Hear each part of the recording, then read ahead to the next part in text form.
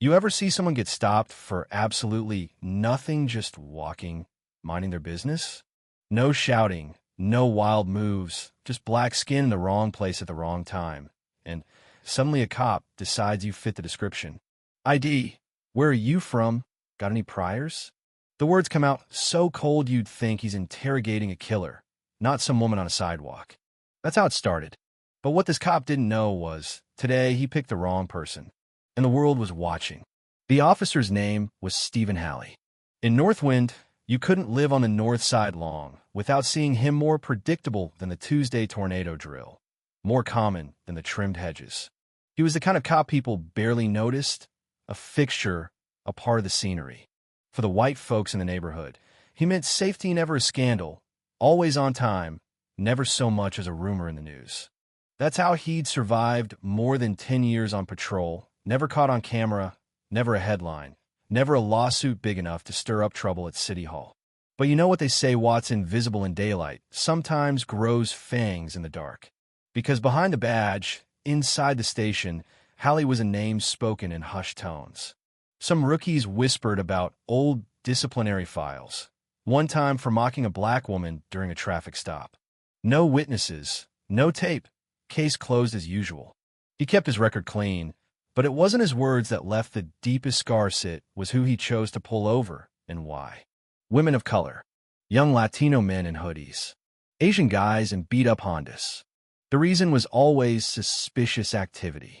And when anyone questioned him, it was just protocol, he'd say. He knew how to play the system, leave no bruises, no insults, just a gut punch to your dignity. The older guys called him Stonewall Halley, the kind of officer you couldn't move or reason with. He never volunteered for the Southern B. Too many people of color, too much chance something might actually go wrong. He didn't need to shout to be feared. His whole style was to make you question yourself, make you feel guilty for just standing on a street corner. He'd stroll up, slow, casual, but not friendly, and start with questions that always sounded like accusations. Is this your car? Where do you work? This isn't the way home, is it? Like he was just waiting for you to slip. There was this kid once, black, maybe 16, waiting for the bus after school. Halley pulled up, looked him over, and said, "Out late from school, huh?" The kid told him the school's name.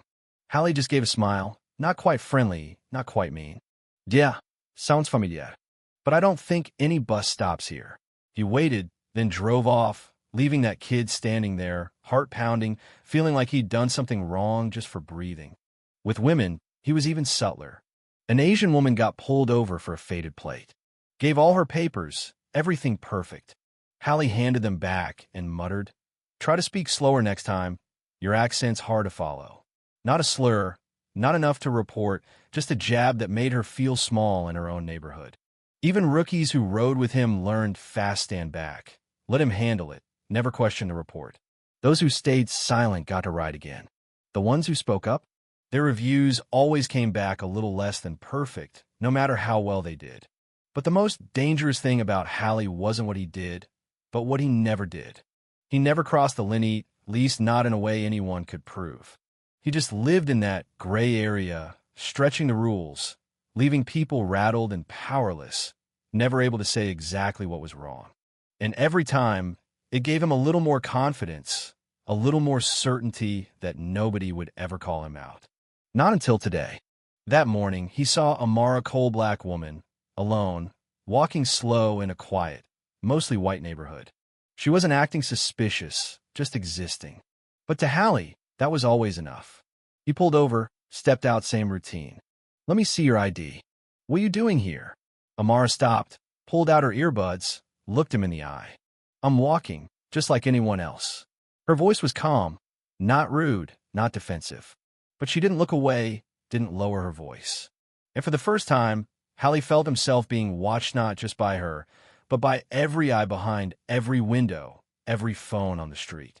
People started filming, first a woman in yoga pants, then a teenager on a bike, a delivery driver with a phone propped in his truck.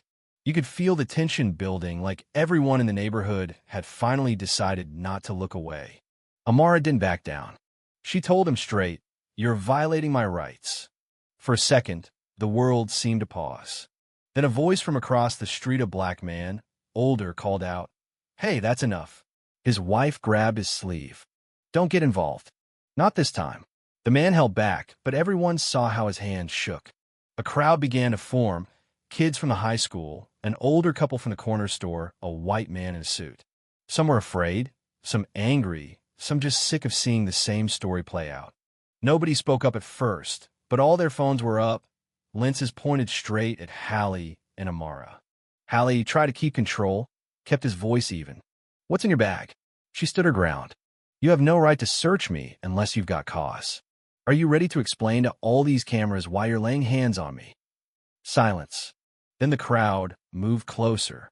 Not shouting, not aggressive, but you could feel the line had shifted. Hallie wasn't in charge anymore. And then the twist nobody saw coming. One of the bystanders, a middle-aged Latino woman in a postal worker's uniform, stepped forward. She pulled out an old, battered Navy ID. "I trained with her. She saved lives. You're making a mistake." The crowd grew quiet. Hallie, for the first time, looked unsure. Amara said nothing. She didn't need to. Every eye was on Hallie now, and his badge didn't mean what it used to. Tension built. Hallie's hand twitched near his belt. Cameras caught every twitch, every flicker of doubt on his face. He reached out, grabbed Amara's wrist, not rough but firm. The crowd erupted. "We saw that. You can't do that." Phones flashed. Someone shouted, "This is abuse. This is why we record." And then Hallie did it, pushed her, face first, onto the hood of his car. Blood on her lip. Gasps from the crowd. A little girl started crying. A teacher pulled her back. But Amara, she didn't scream, didn't resist. She just looked up at him with this calm, icy stare. "You just lost your chance to walk away," she said, not loud, but everyone heard. The world changed in that moment. The crowd surged forward. People began to shout, not just for Amara, but for every person who'd ever been treated like she was. "She's a hero," someone yelled. "She's special ops. She saved lives overseas." A white-haired man spoke up. "She saved my son's life in Kandahar. You're treating her like a criminal." Hallie went pale. He tried to argue, tried to bark orders, but the crowd drowned him out. He wasn't the law anymore. He was the evidence. The media showed up. Reporters, TV crews, everyone. The story hit the news before Hallie could write a single line of his report. "Former special operative harassed by police in broad daylight," the headline read. Hashtags blew up. Protests were called. Calls for investigation from the mayor's office to the state capitol. In classrooms across town, teachers used the footage to ask, "What would you do if you saw this happen?" The police department went silent. Hallie was put on leave, his old cases pulled up for review. For the first time, the system couldn't bury it. The story went national. Veterans posted videos. "We served with her. She's one of us." A cop from another city wrote, "I stayed silent too long." Not anymore. But Amara never posted, never gave an interview. When the crowd called her name, she stayed quiet, stayed steady. She didn't need to be a hero, she just wanted to be left in peace. But sometimes, the world doesn't let you pick your battles. A few days later, Amara left town quietly, the way she always did. No drama, no announcement, just gone. The crowd didn't forget, though. A group of students and neighbors painted a mural at the spot where it happened, not a portrait, not a slogan, just a silhouette of a woman standing tall, head high, surrounded by outstretched hands. And in the end, as the city struggled with its own shame, as the hashtags faded and policies started to change, that image remained. Not a victim, not a martyr, just a reminder. Sometimes it takes one person to stand their ground before the rest of us can move forward. But here's the question. If Amara Cole hadn't been who she was, if there hadn't been cameras, witnesses, a decorated past, would anyone have believed her? Would anyone have cared? Or will we still be telling ourselves it was just a routine stop? Nothing to see here. So, you tell me, how many times does this story happen when nobody's filming and nobody steps up? Where do you draw your line? And if it's not today, then when? Let me know below. Is this justice or just another crack in the system? Where do you stand?